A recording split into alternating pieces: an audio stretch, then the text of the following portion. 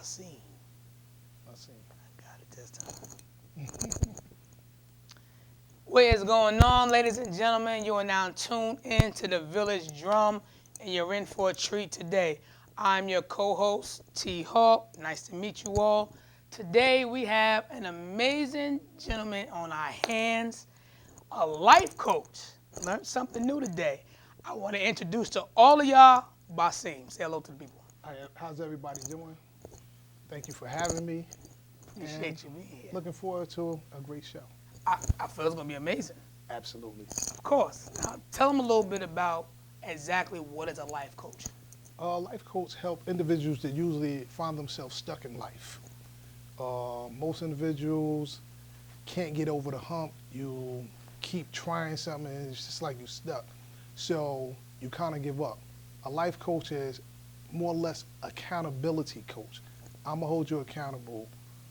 I'm gonna challenge you. I'm gonna give you some homework, and allow you to take baby steps at achieving a major goal. Okay. So now when you say homework, you mean as far as like within themselves? Like Within what? themselves, exactly. I might task you if you're having problem being on time. I might challenge you to set up some time management for yourself. Show me a schedule. By the end of the week, I need you to give me a call or send me an email with your schedule so that I know, and we're going to hold you to this time. So now you're not going to have that same problem with time management because I'm holding you accountable. So you're more likely to want to pursue and get this done. Okay. So now tell a little bit about why and how you came to this position of becoming a life coach. Well, just family, friends, coworkers having problems coming, and I kind of like more or less like helping them out. And then one day I was like, I feel like a life coach, but I actually didn't know it was a such thing as a life coach. So I actually went online, Googled life coach, and popped up. And I was like, wow, it's a such thing. So I went far as getting my certification as a life coach, and moved forward from there. And it's rewarding just the interacting, dealing with people and getting to know people. And as I help them, I help myself as well. Okay. So it's definitely rewarding. All right. So now when you say you help yourself, in what ways is being a life coach right now where you're at in the position of the actual entity? Is it helping you? Well, it helps me because, like I said, none of us are 100% not dealing with something. So as I'm helping you deal with your problem, it might be an inkling I have some of that same problem. So as we're working through what you got going on, I begin to working on myself as well. So I'm constantly always evolving as well. Okay. So give us a experience of a time where you felt being that you wasn't a life coach yet, but you had a feel that that was going to be a part of your life that you needed to present it to put to the table. So pretty much like to say, give an example of life that you experienced as you being the life coach now that you would have told yourself how to accomplish taking conquering over it, being better about it, Okay. etc. Well, trauma. You know, being in the Gulf War, a lot of us experienced trauma. And when I came home, really, I just came home. There was no debriefing, none of that. So therefore, I began self-medicating with alcohol for years until one day I woke up and I was like, I don't want to do this no more. That was my turning point, and that's when I gravitated to my religion, and I also went to go get some professional help to start dealing with who I was and what I was dealing with, and to start dealing with my truth and stop putting a Band-Aid on every day, walking around suppressing my real emotions and not facing, look, you got a problem. You need to handle this. What are some influences that have been a blessing unto you as far as you being a life coach now? Um, it's plenty. I mean, Shine a light on some. Just you few. you Shine a you light on you something that's like you important to you you. you have I mean just some of the top people in the field put out so much content that you can gravitate. You have Kendall Flicken, phenomenal coach. Okay. You have Les Brown. We all familiar with Les Brown. Okay. And these are the type of guys that motivate me and be like, yo, I can do this. I can do this. And just the reward of satisfaction of helping somebody and him be like, yo, you changed my life, is like nothing other than that. You can't get over that. It's so heartfelt and warm, it makes you want to continue that journey. I agree with that. What would be some key affirmations as a life coach that you would give somebody to do on a day-to-day to keep their spirits, their energy, and their aura alive? First thing is be honest with yourself. Most of us is not honest with ourselves. Second thing, be yourself, because most of us don't show up as our authentic self. 90% of most people show up at what's popular opposed to being their authentic self, because if we see somebody becoming rich, we're like, I want to do what he's doing, but that might not be for you. The Creator gives you what's for you, and when we learn that what's for you is for you, we be in a greater place. Now we're gonna shine a light on that. Y'all heard that, right? As an affirmation, make sure you be honest and unique for your own self. I think sometimes we all fall short of that. We all, it's well, with society, with the media, social media, everybody want to be in that life, but it's not for everybody. We all don't need to be a trend. Remember that. We're not a trend. What's a trending topic goes away after a while, but what's embedded in you as a person that you make as a character stays with you for a lifetime. That's Absolutely, key. That's absolutely, definitely key. absolutely. So I think okay, pretty much. So then, if you had the opportunity to do speaking engagements, you know, how often would you provide opportunity for people to come and hear you in real time and get the one-on-one basis with you? Well, I never really put no thought into that. Okay. But definitely, at least I would start with something like once a month and build upon it. You know, I don't want to give you too much at one time, so therefore we space it out so you can get some and you want some more.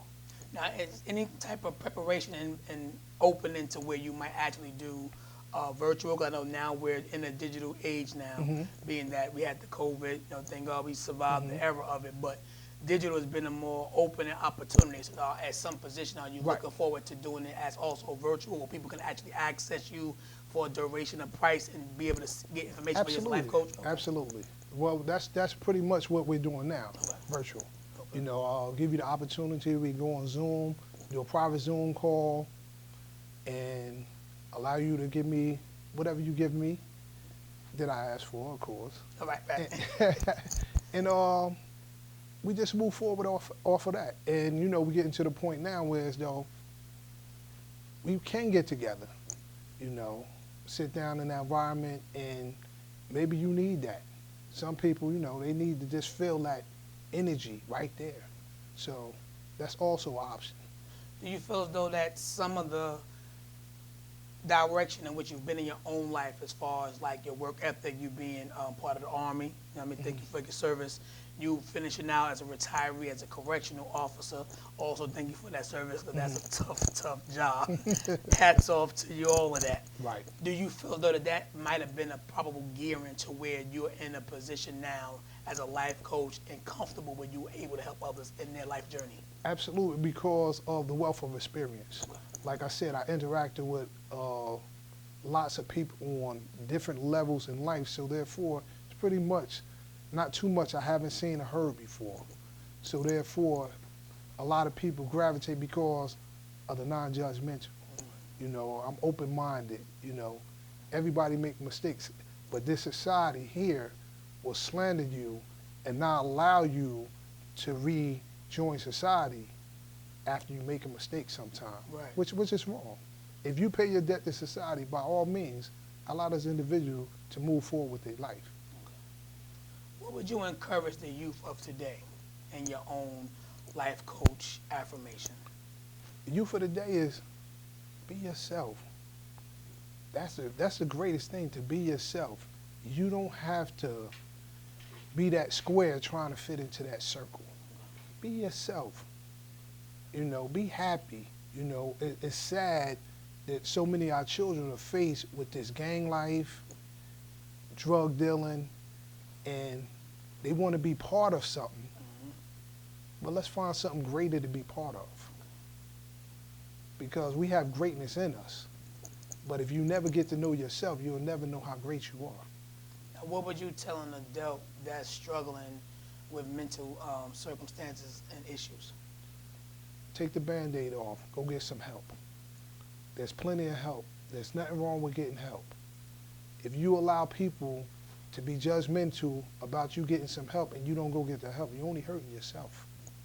So I would say, take the Band-Aid off and go get some help.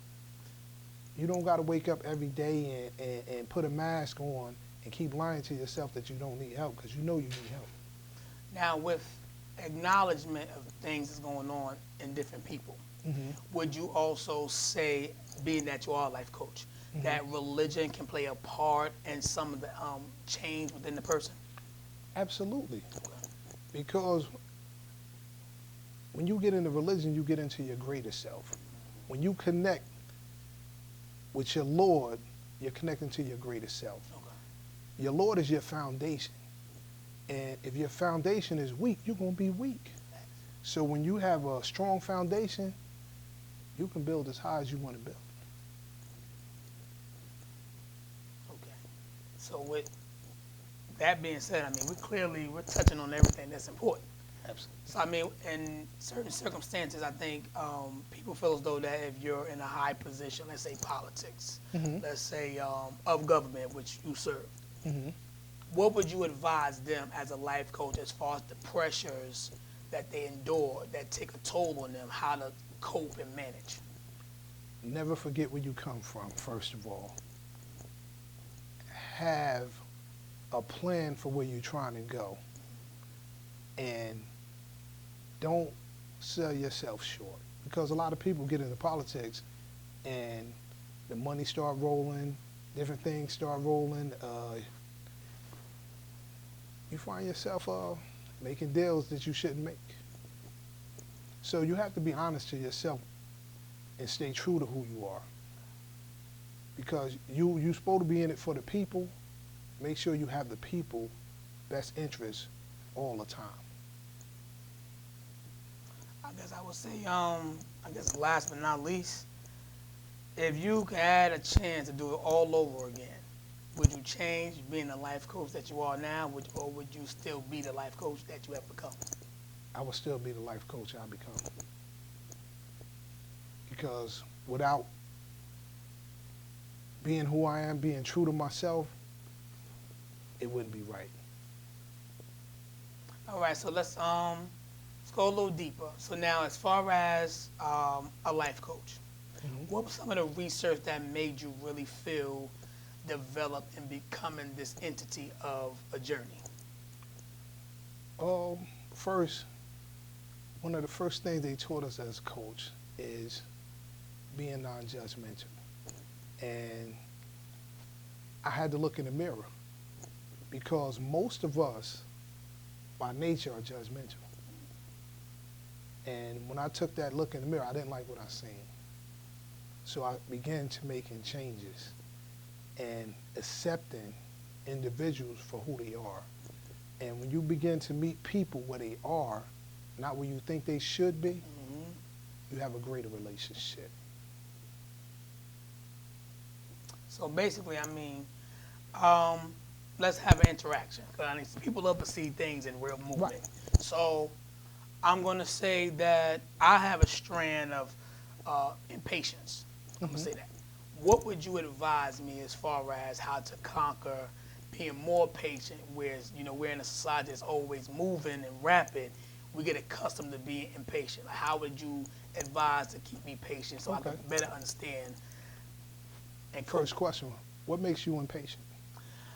I would say just about everything. You know, I have a zero tolerance. I think I've had it since I've been little. And it's a battle. It's really a battle. How does that help you being impatient? It don't help. It don't have no perks behind it. Okay. All right. So it's not beneficial to me, no. So what I'm hearing you say is not beneficial, it's not helping you. So why do you continue to be impatient? I think why they would say